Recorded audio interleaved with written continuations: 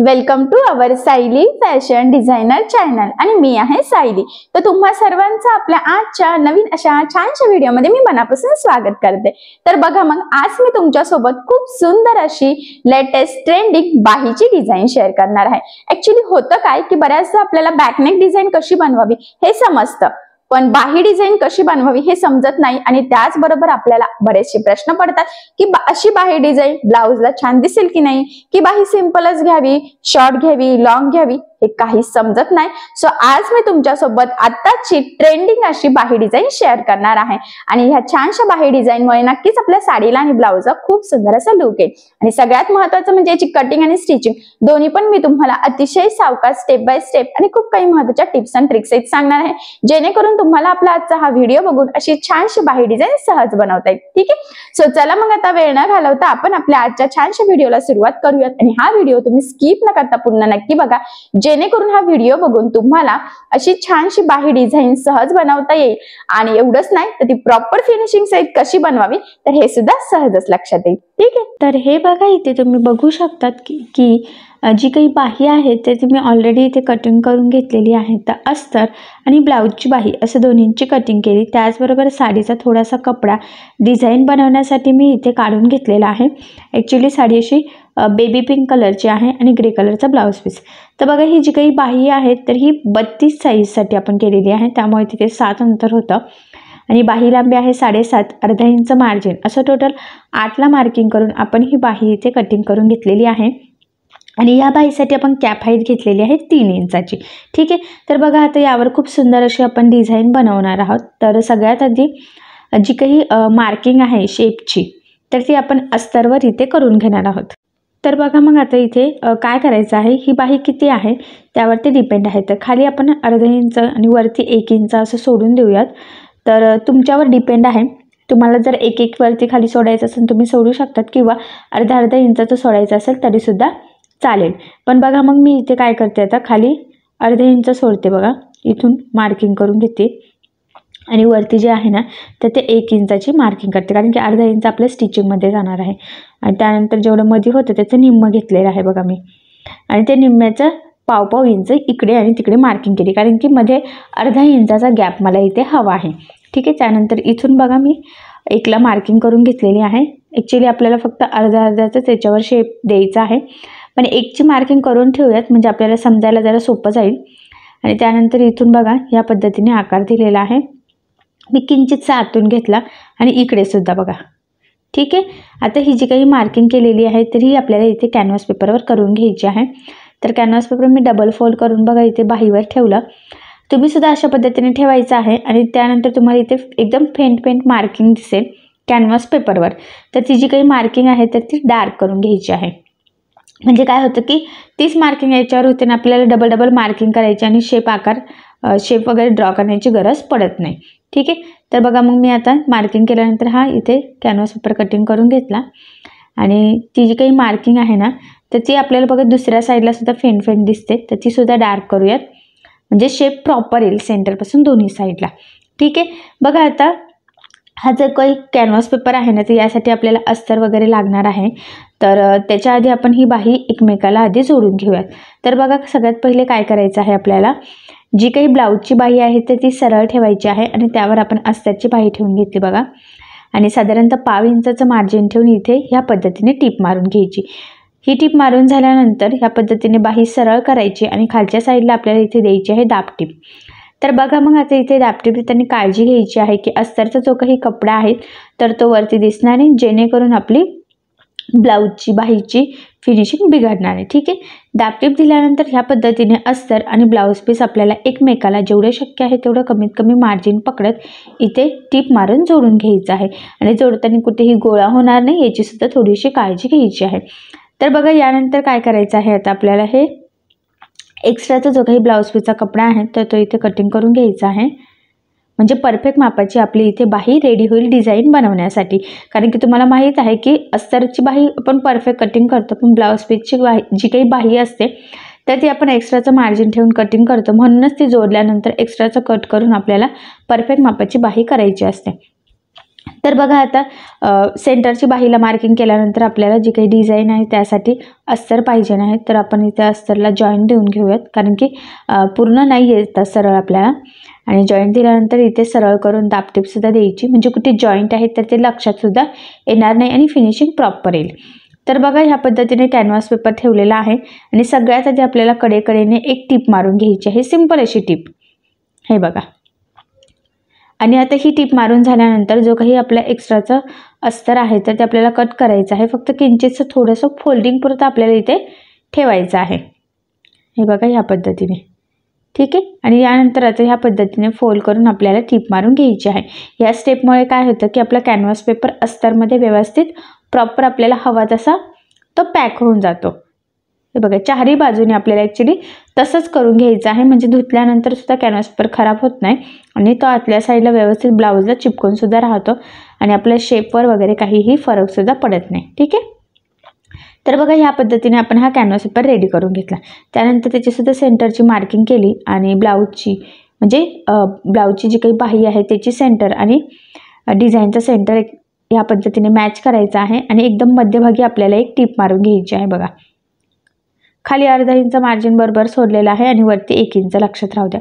आणि मध्ये टीप मारून झाल्यानंतर जो काही आपण शेप ड्रॉ केलेला आहे एक्झॅक्टली त्यावरच आपल्याला इथे टीप मारून घ्यायची आहे. टीप मारताना एकदम काळजीपूर्वक मारायची आहे, जो काही आकार आहे त्यावरच. जर का त्या आकारावर प्रॉपर मारली गेली नाही तर मग आपला पुन्हा शेप चेंज होतो, आपल्याला हवा तसा प्रॉपर येत नाही. त्यामुळे अतिशय सावकाश काळजीपूर्वक आपल्याला बरोबर थोडं थोडं ह्या पद्धतीने बघा मी जसं करते तसं पकडत पकडत इथे टीप मारून घ्यायची आहे. तर बघा दोन्ही पण शेपला फायनली आपण इथे टीप मारून घेतलेली आहे. आणि यानंतर काय करायचं आहे बघा, आता असं फोल्ड करून एक छोटे छोटे कट मारायचं आहे. आणि कट मारून झाल्यानंतर आपल्याला मध्ये जे काही कॅनव्हास पेपर असतं ब्लाऊजचं बाहीचं वगैरे जे आहे तर ते कट करून घ्यायचं आहे बघा ह्या पद्धतीने. ठीक आहे. आणि हे जे काही शेप आहे याला छोटे छोटे कट्स मारायचे आहे आपल्याला. कट्स मारताना बाहीला कुठेही कट जाणार नाही याची थोडीशी काळजी घ्यायची आहे. आणि कट मारण्याचे कारण म्हणजे ज्यावेळेस हा कॅनव्हास पेपर आतमध्ये फोल्ड करून त्यावेळेस त्याचा प्रॉपर असा शेप येईल जसा आपण ड्रॉ केलेला आहे सेम तसंच, त्यासाठी ही स्टेप खूप महत्त्वाची आहे. आणि त्यानंतर बघा इथून मध्यभागी आपल्याला ते कट करायचं आहे. तर बघा आपण मध्ये एक टीप मारली होती त्यामुळे मग तिथले आपल्याला तिथे टीप ओपन करावा लागेल आणि त्यानंतर मग कट करायचा. आणि बघा ह्या पद्धतीने त्या आतमध्ये आपल्याला कॅनव्हास पेपर टाकून द्यायचा आहे. आता बघा इथे वरून द्यायची आहे आपल्याला दाबटीप. आणि दाबटीप देताना काळजी घ्यायची आहे की आतमध्ये जो काही कॅनव्हास पेपर आपण फोल्ड केलेला आहे तर तो आणि ते अस्तर वरती दिसायला नको, जेणेकरून आपली बाहीची फिनिशिंग बिघडणार नाही. बाहीच्या फिनिशिंगसाठी ही खूप महत्त्वाची टीप आहे. तर बघा प्रॉपर अशी वरच्या शेपला दाबटीप दिल्यानंतर खालीसुद्धा लगेचच आपण व्यवस्थित काळजीपूर्वक दाबटीप देऊन घेऊयात. तर तुमच्या इथे लक्षात येईल की एकदम प्रॉपर अशी दाबटीप दिलेली आहे आणि त्यामुळे आपले शेपसुद्धा एकदम छान असे दिसत आहे बघा. दोन्ही पण आपले शेप खूप सुंदर आलेले आहेत.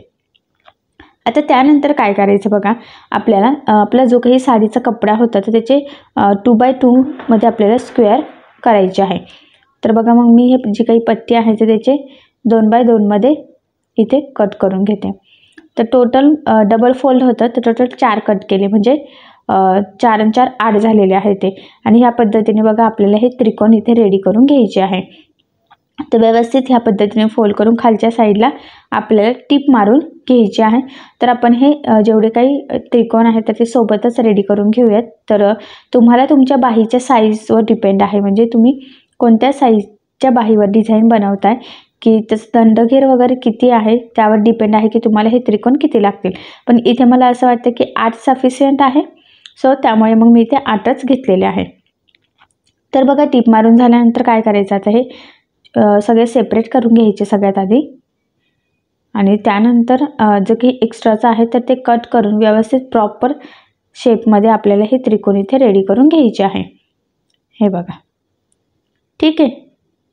आता हे जे काही त्रिकोण आहेत तर ते आपण इथे बाहीला लावून घेऊयात. तर बघा बरोबर सेंटरपासूनच आपण ठेवून बघूयात.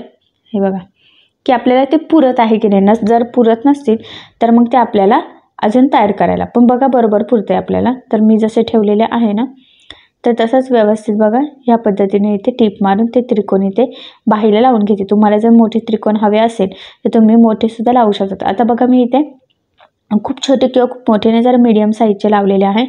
आणि साडीच्या कपड्याचे इथे मी केलेले आहेत. तुम्ही सुद्धा तुमच्या साडीचा छोटासा कपडा काढून अशा पद्धतीने त्रिकोण बनवू शकतात, किंवा तुमच्याकडे जर का कपडा कॉन्ट्रास्ट अवेलेबल असेल तर प्लेन कपड्यासुद्धा तुम्ही इथे साडीला मॅच होणारा यूज करू शकतात. तर बघा हे सगळे त्रिकोण आपण इथे लावून घेतलेले आहे. आणि त्यानंतर आता आपण इथे एक लेस लावूयात. तर तुम्ही तुमच्या आवडीनुसार कुठलीही लेस लावू शकतात. बघा मी इथे गोल्डन कलरची लेस घेतलेली आहे. तर आता इथून लावायला आपण सुरुवात करणार आहोत. बघा इथून लावलं इथपर्यंत, बघा बरोबर सेंटरपर्यंत, आणि मग जो काही शेप होतोय तर तिथे आपण कंटिन्यू लगेच लावणार आहोत. आणि तिथून पुन्हा या टोकापर्यंत आलो की तिथून पुन्हा वरच्या शेपला कंटिन्यू आपण इथे लावून घेणार आहोत. हे बघा अशा पद्धतीने. ठीक आहे. त्यानंतर इथे आपण फोल्ड करून घेऊयात. फोल्ड केल्यानंतर बरोबर ते कानाकोपऱ्यावर फोल्ड करायचे आणि पुन्हा बघा तिथून इकडच्या साईडने लावत पुन्हा बघा बरोबर सेंटरमधून ती लेस आपली क्रॉस झालेली आहे. म्हणजे आपला शेप मार्किंग पण परफेक्ट आलेली आहे आणि लेससुद्धा आपण एकदम व्यवस्थित लावत आहोत. बघा या स्टेपमुळे काय होतं की आपल्याला लेस कुठेही कट करण्याची गरज पडत नाही आहे. आपण डायरेक्ट कंटिन्यू ती लावून घेतलेली आहे डिझाईन सहितच. आणि बघा आता इथे आपण डबल टिप देऊन घेऊयात. तर मी याआधी पण बऱ्याचदा सांगितलेलं आहे आणि मी नेहमी पुन्हा सांगत असते की लेस तुमची जाड किंवा बारीक कशीही असू शक्यतो डबल टिप देत चालायची. त्यामुळे 2-3 फायदे आहे. ब्लाऊजची फिनिशिंग एकतर छान येते, लेस तरंगतसुद्धा नाही आणि ती एकदम प्रॉपर अशी पॅक लागली जाते. त्यामुळे लवकर ओपन होण्याचे चान्सेससुद्धा राहत नाही. तर बघा मग फायनली आपली लेस इथे लावून डबल टिपसुद्धा देऊन झालेली आहे. सेंटरला एक बटन लावून फायनली आपली खूप सुंदर अशी इथे ही बाही डिझाईन तयार झालेली आहे. तुम्ही बघू शकता मी सेंटरला बटन लावलेलं आहे. तुम्ही लावलं किंवा नाही लावलं तरीसुद्धा चालेल, किंवा साडीला मॅच होणारं सुद्धा तुम्ही लावू शकतात, पण मी तो गोल्डनच लावला.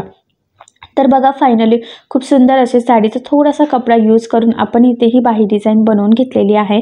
आणि खरंच खूप सुंदर असं लूक येईल आणि ती ब्लाऊजला लावल्यावर बघा ह्या पद्धतीने दिसेल घातल्यावर सुद्धा. तर फायनली नक्कीच आय होप सो, मला असं वाटतं की ह्या डिझाईनमुळे आपल्या ब्लाऊजला आणि साडीला खूप सुंदर असं लूक येईल.